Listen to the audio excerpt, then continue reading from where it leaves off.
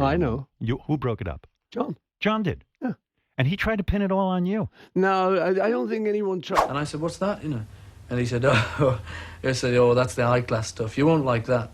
He said, no, you won't like that. When you think of Paul McCartney, what comes to mind? The charming Beatle with the melodic bass lines, the man who gave us Yesterday, Let It Be, and Hey Jude. That boyish smile, the effortless charm, the knighted pop genius who helped redefine modern music. But what if I told you there's another side to Paul? A side few ever saw in interviews, a side that simmered quietly beneath the surface, competitive, critical, and fiercely protective of his legacy. Because behind those warm melodies and headline-grabbing peace signs was a man at war, not with the world, but with his peers. Over the decades, whispers from former bandmates, producers, and even rivals themselves painted a very different portrait of Sir Paul. One where admiration clashed with resentment, where friendship gave way to creative rivalry, and where musical respect sometimes turned into something darker. Today on RetroWaves, we're pulling back the curtain on 6 legendary bands that Paul McCartney, according to those who knew him best, never quite forgave, despite the smiles, the tributes, and the carefully crafted diplomacy. These aren't tabloid tales. These are the untold rivalries of one of music's greatest icons. They were the 2 pillars of British rock. The Beatles and the Rolling Stones, 2 names so intertwined in pop culture that you'd think they were partners in history. And in some ways, they were. But behind the scenes, Paul McCartney saw it differently. To the public, the Beatles-Stones rivalry was playful, almost sibling-like. The Beatles were the clean-cut charmers, the Stones the rebellious bad boys. But for Paul, the contrast ran deeper and sharper. I've always thought the Rolling Stones were a blues cover band that got lucky. Paul McCartney, as reportedly told to producer George Martin in a late-night Abbey Road session, 1968. I thought they had tremendous charisma. I knew that alone. That comment never made headlines. Not then, but whispers of it echoed in studios for years.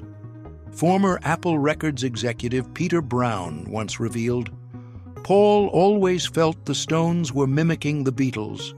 Every time the Beatles broke new ground, the Stones followed. Same album concepts, similar fashion shifts, even similar sonic experiments, but months later.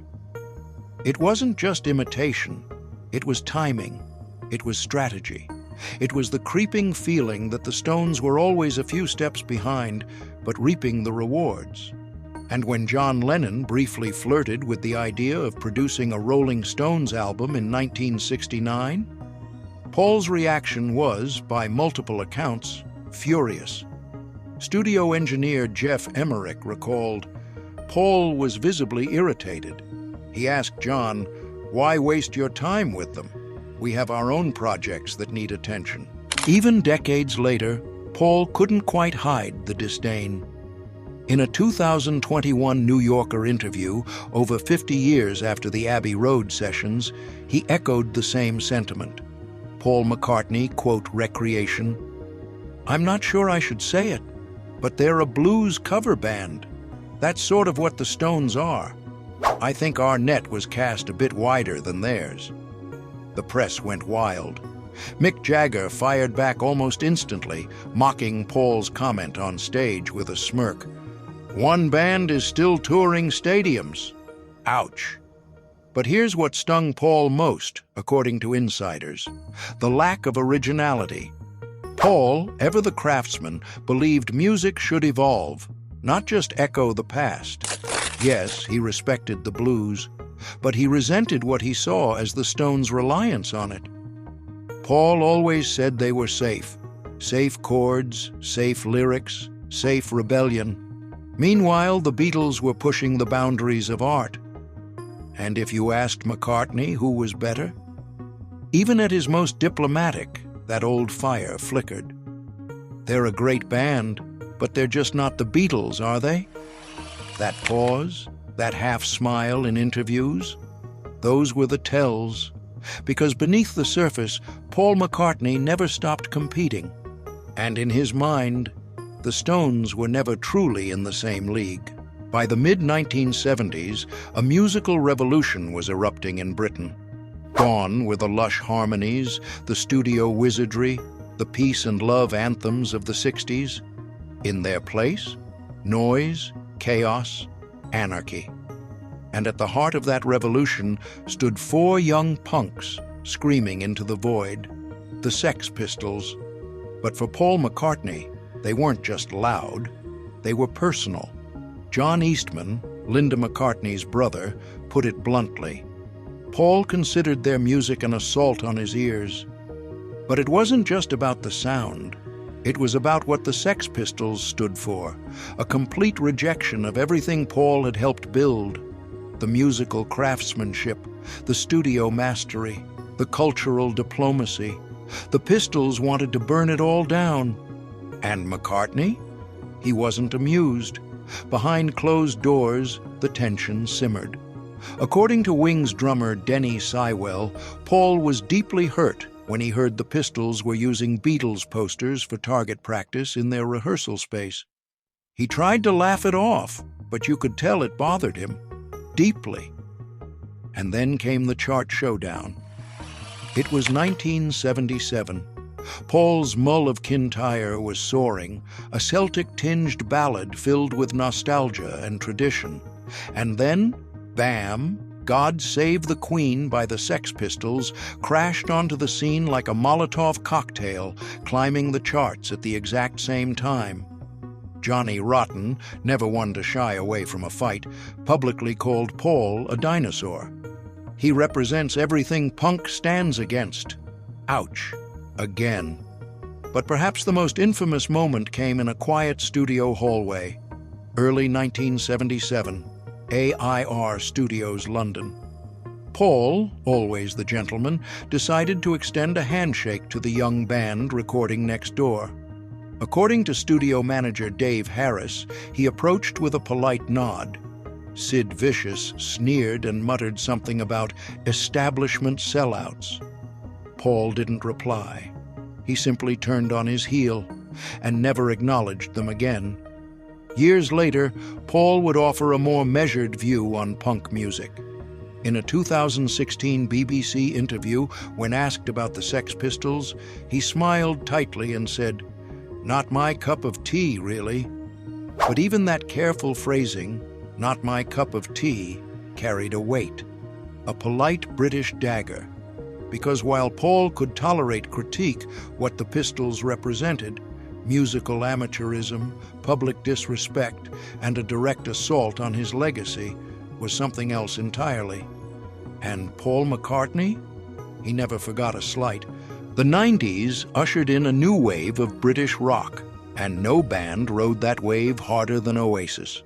With their shaggy hair, brash interviews, and sing-along anthems, they declared themselves the new Beatles, openly and often. And to many fans, that felt like flattery. But to Paul McCartney, it felt like theft. McCartney's longtime publicist, Jeff Baker, once confided, "Paul found their Beatles obsession tiresome. He felt they were reducing his life's work to a handful of copied chords and recycled melodies." The admiration wasn't mutual respect. It was, in Paul's eyes, creative laziness.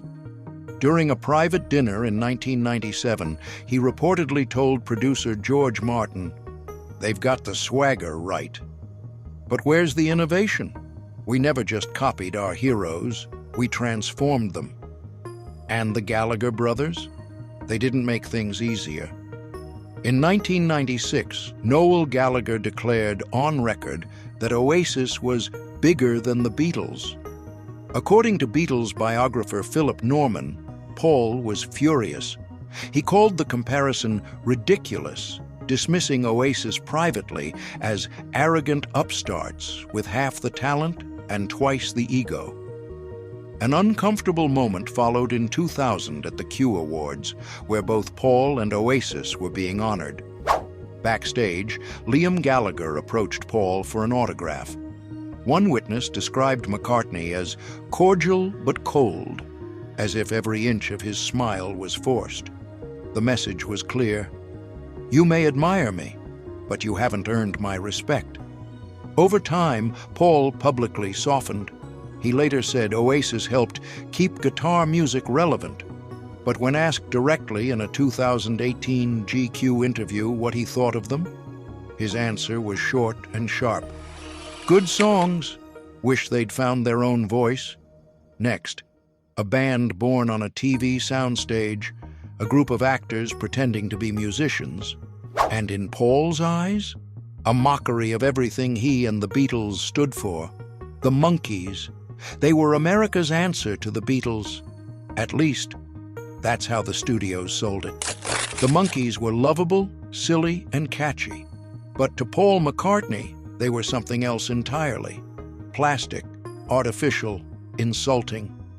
Beatles assistant Alistair Taylor once said, Paul considered them a plastic imitation. He'd change the radio station if their songs came on during car rides. And it wasn't just the music. It was the idea. A group manufactured by producers, handed instruments, and dressed like rock stars. In 1967, during a heated conversation with manager Brian Epstein, Paul reportedly exploded, They're making a mockery of what we built. 4 actors pretending to be a band. It's insulting. When the Monkees TV show began incorporating psychedelic themes after the Beatles released Sgt. Pepper, Paul was livid. According to George Harrison, McCartney would rant, They're following our blueprint without doing any of the work. And the anger wasn't just private. At a 1968 Los Angeles party, Mickey Dolenz of the Monkees approached Paul to chat. Paul reportedly turned and walked away mid-sentence. Dolenz later said, I don't think he ever accepted us as legitimate musicians. Even after the Monkees eventually earned more control over their music and proved they could play, Paul's view never truly changed. In a 2011 interview, when asked if he liked the Monkees, he gave a now familiar answer. They had some catchy tunes, but they were certainly no Beatles, were they? As the 1970s came to a close, the Bee Gees were on fire. With Saturday Night Fever, they weren't just topping the charts, they were rewriting them. Meanwhile, Paul McCartney was struggling, and that timing cut deep. Producer Chris Thomas recalled, Paul felt blindsided by disco. Here were these 3 brothers suddenly selling more records than the Beatles ever did. He took it personally. According to Wings guitarist Lawrence Juber, Paul used to listen to the Bee Gees' falsettos and mutter, They've abandoned their sound. It's all commercial now. Even worse, they were hailed as songwriting geniuses, a title Paul felt should have remained sacred. They're using the same 3 chords as everyone else. They've just sped them up and added a drum machine. The rivalry peaked in 1979. Both bands were recording at the same Miami studio. Paul allegedly scheduled his sessions around the Bee Gees to avoid them. When someone mentioned the Gibb brothers broke another record, Paul visibly tensed up. Even in death, the wounds lingered. When Morris Gibb passed in 2001, Paul's tribute was cold, a generic statement lacking the warmth he gave others. In McCartney's world, silence often said more than words. There was no hate here, but there was something deeper, respect, jealousy, and a creative rivalry that shook Paul McCartney to his core. When Paul first heard Pet Sounds, something changed. According to producer George Martin, he obsessed over it, played it endlessly, analyzed every harmony, every chord. He'd say, "We need to go further than this." And so, the Beatles made Sgt. Pepper, an album many now call the greatest ever recorded. But for Paul, the real goal was simple: outdo Brian Wilson. Then came the Smile album and its collapse. Brian Wilson couldn't finish it. Mental health struggles overwhelmed him. And Paul? He didn't hold back. Beatles aide Mal Evans recalled, "Paul said, 'If you can't finish what you start, you shouldn't be in this business. We push through, no matter what.'" A 1967 dinner party sealed the tension. McCartney allegedly critiqued Beach Boys' songs as simplistic and their harmonies as predictable. Brian Wilson didn't speak for days. As time passed, their relationship cooled, but never healed. When asked about the Beach Boys' influence in 1993, Paul replied, "They did lovely harmonies, but I think people overstate how much they influenced us. We were already well on our way." Even when praising God Only Knows, which he once called a perfect song, he couldn't resist adding, "for American pop music of that period." To some, that's modesty. To others, it's the mark of a man who never let his guard down. Because if Paul ever admitted that Brian Wilson pushed him to greatness, he'd also be admitting he didn't get there alone. And for a Beatle, that might have been too much. Paul McCartney changed music forever.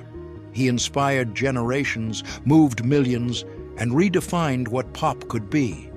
But greatness comes with scars.